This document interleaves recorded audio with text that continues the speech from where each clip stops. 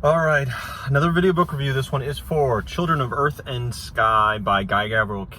This, I think, is like my 6th or 7th book by him. I think 6th, maybe. But yeah, it is the final book in that trilogy of books. I don't even know what it's called. It's like the Children of Earth and Sky trilogy that kind of takes place all in the same like 50-year time span. And it really focuses on what is it? It's Italy, but the Italy kind of analog, and Sarantium falling to the Asherites, right? So there's a big trilogy where that is kind of the main focus in a way, but they have their own spin. I think this one is right in the middle of them. I think A Brightness Long Ago is kind of on that bottom end. And All the Seas of the World, I still think is my favorite. I had the most enjoyment out of it overall. I think this book was very slow. It took me so long to get into it. It just was such a slow beginning. And with All the Seas of the World, it was slow as well, but I think I got into it within the first 20, 30%, something like that. With this one, I was dang near halfway through the book before I got really invested and started caring, because, you know, all the main characters really, the building of them and how they ended up coming together and having those really big monumental moments for them as characters, really, it didn't really happen for me. It didn't happen at all, like for me caring at all, until after the 50% mark, because it was all build, it seemed, and the things that were happening weren't interesting enough to catapult me through those beginning stages of the book. And yeah, that last 50% is some of the best like book reading that I'll have really in most books that I read. That the last 50% of Gavriel, where everything's coming together, just flows so beautifully. It's just so great, and this one's no different.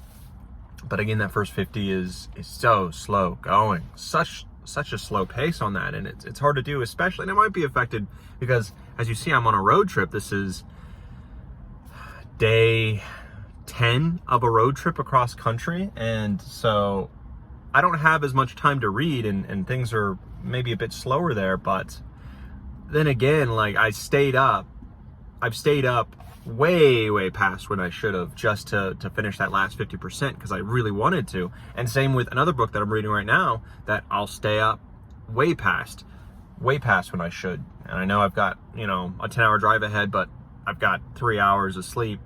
Maybe not the smartest, but I do it because I love the book I'm reading. That definitely was not what I was doing with the first 50% of this book. Now, it is epic in scale, super epic in scale, in that, you know, you're not just focused on two warlords and their squabbles with each other, right? Like in that first book. This one is very much, okay, we're dealing with the fate of nations here. We're dealing with consequences of, you know, decades, if not centuries of history here.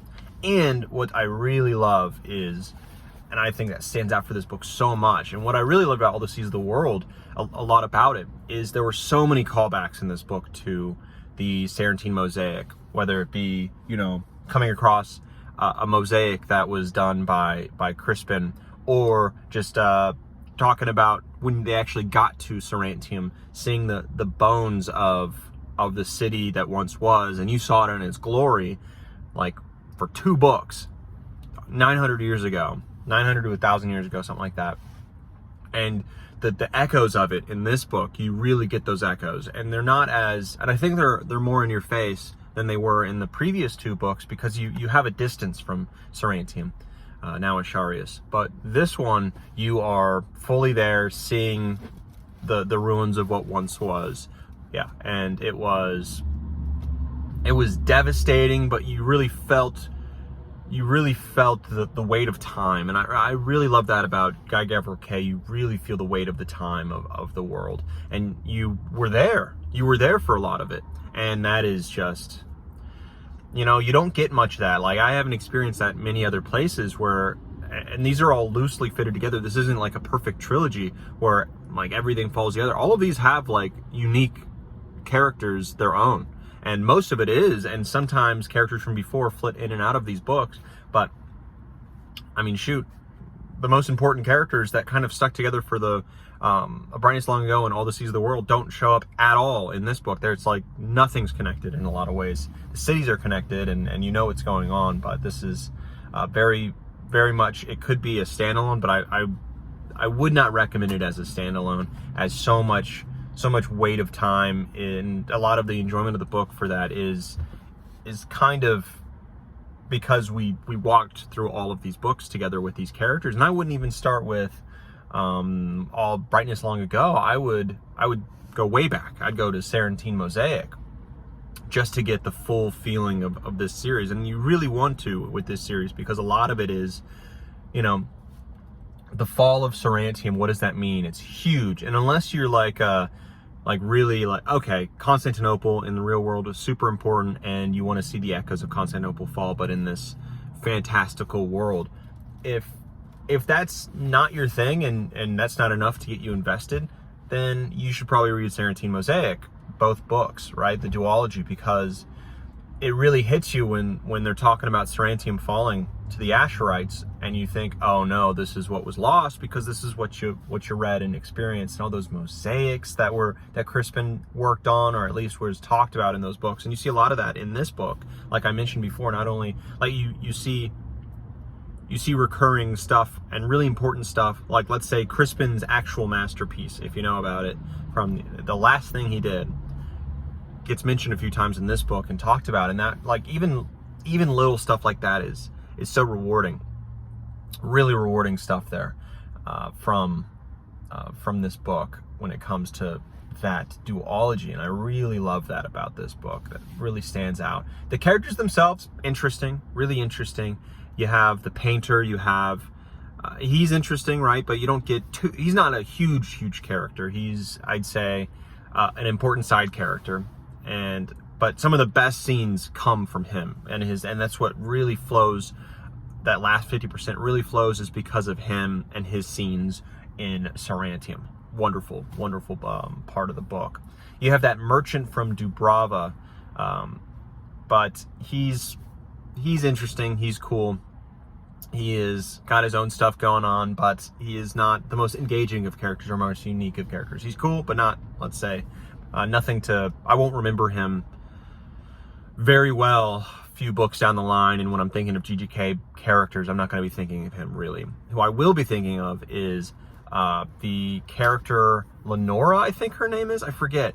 She is the aristocratic woman who is, in the beginning of the book, made a spy for Saressa to go to Dubrava with a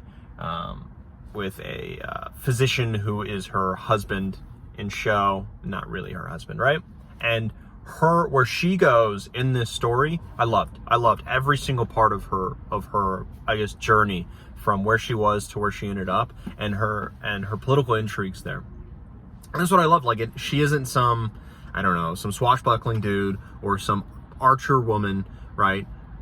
Someone who is advancing in the world through their physical ability, right? And that's in this book. Like, you have that woman, you have that guy, and you know, and you have that in a lot of other books, right? That's not her.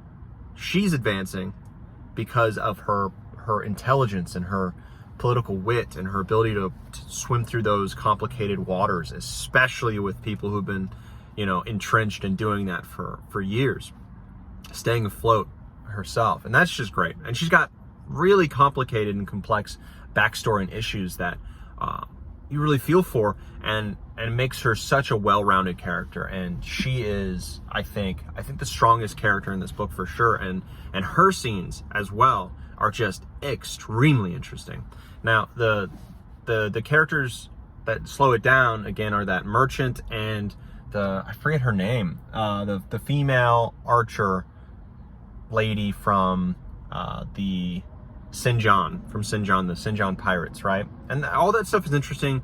They are actually interesting and good, but they're not to the same quality of uniqueness as the painter, who's interesting, but really the lady, the spy from Saressa, let's say. She's just great, and those other characters are middling, where I'll get let's say this one mixed up with the archer woman, who I already forgot her name. I'll get her mixed up with the one from All Seas of the World, right? Like, there's going to be mixed up. They have kind of similar problems. Yeah, kind of similar problems in a lot of ways, to where I will get them mixed up way in the future. Probably will anyways, already, if I'm trying to think of specifics. But they have their own interesting arcs and their interesting character arcs. And where they go in the world and what they do can be interesting. And some of the scenes that they're a part of, incredibly interesting, right? But I'm not, it wasn't enough in the beginning, their build, for me to care enough to keep turning the page, especially with that archer woman. She was a huge part of that beginning, and it was just slow for me building up on that. Maybe if I read the book again, it'd be different, but yeah. Once we actually landed in Dubrovnik and kept going, it really picked up. So we have really, I think, 4 major main characters. 2 are really interesting, 2 are okay, but none of them are bad, none of them are truly uninteresting. They're all doing really good things to move the plot ahead, and they have their own branching storylines where they go their own way. And what I really love about GGK, and a lot of people love, but I mentioned before, is even the smallest characters, sometimes, like, they come in contact with your main characters and the main characters move on, but this side character, you follow them for maybe a couple paragraphs or a page or something, as GGK follows them shortly through the rest of their lives, as they've been affected by this moment with your main character. And it kind of comes in, hits a dead end, and you come back to your main storyline. And that happens in this book as well. And it gives a depth to this world, and that happens a few times, and a really few memorable times, and that doesn't disappoint. GGK doesn't disappoint with this book either. I think it happens less, but it does happen, so that's really good. But this book does feel epic in scale, again, because you're dealing with Gurku the Destroyer, right? And then the Asherites trying to, instead of now taking all of, let's say, Turkey, that area, as they move into Europe, as they did in real life, like, that's huge for the Jadeite world here. And this could mean the fall of the Jadeite world, and the supremacy of the Asherites really come from this moment in this book, and you kind of follow that. So that's incredibly important for this world that GGK has made. So that's huge. Getting with Gurku the Destroyer, who you've heard about for 2 books now. You see him, you deal with him, you see his family, you see how he's ruling, what kind of man could actually do this. And I think those are the most compelling points of the entire book, is when you meet Gurku the Destroyer and his dealings with the painter. Anyways, that's just fantastic stuff. And yeah, I'd recommend this book for, I think, middle of the pack on GGK stuff. I would rate it probably an 8.4. I'm gonna give it an 8.3 out of 10, because that last 50% is just so magnificent and excellent. But that first 50% is slow but really good. Still good. I still give it an 8.3. Doesn't meet the highs of a Song for Our Bond, of a Lines of Alrason, of a, even the Sailing to Sarantium, right? Lord of Emperors, I think, is better than this book as well. Especially if I go in and throw away my desire to follow my own problems I had with Lord of Emperors. Watch the review if you want. If I throw those away, which can be thrown away, then I think that falls up still above all these other books. These 3 books are in a class below, definitely below those books that I mentioned before, but they still are strong. They're all high 7s, middle 8s or lower, right? They're in that range. They're still incredibly strong. So I do recommend GGK still for those, but you cannot beat Lines. You cannot beat Song for Our Bond and the Sarantine Mosaic, and I do recommend reading the Sarantine Mosaic before reading these anyways, as it's not going to hit as hard if you don't. Anyways, that's the book review. That's it. I am almost done with this. Today's the last day of the move, so that's exciting. That is exciting. Drop this U-Haul off finally. Anyways, on to the next book. On to the next book.